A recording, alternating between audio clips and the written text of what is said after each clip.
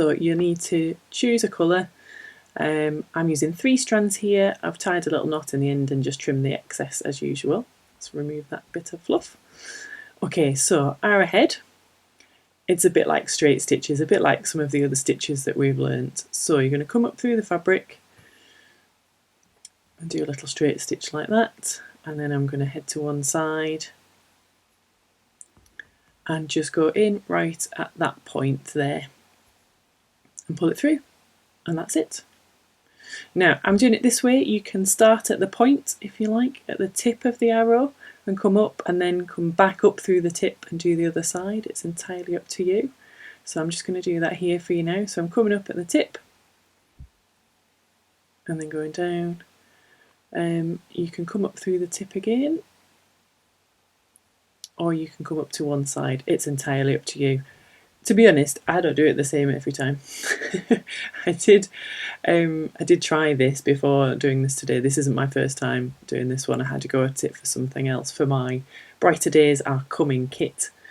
And to be honest, it doesn't really matter. As long as you can't see the thread through the fabric, which you can't, even with this lovely shade of magenta, which is DMC 917 if you're interested. It's my favourite, that's why I know what it is. So I'm not quite happy with the position of that one, so I'm just going to quickly use my needle to very carefully take that out, because sometimes you do a stitch and it's not quite where you want it to be, and there's no shame in just pulling that out, making sure you're 100% happy with it. So yeah, just have a little play around really. See if you prefer stitching them starting at the tip of the arrow, or if you prefer coming up to the side. I think it really sort of depends on kind of, oh, I've got stuck. Oh, it's just one of those days.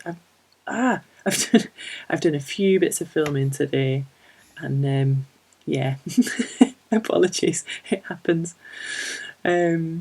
So yeah, it's just up to you. Find a technique that works for you. The overall effect is exactly the same, as long as the stitches aren't getting in the way of what you're doing on the front. That's absolutely fine.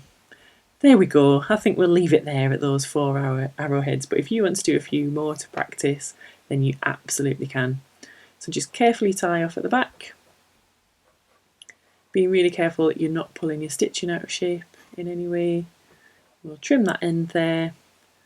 And there we have it, and latest stitch on our hoop.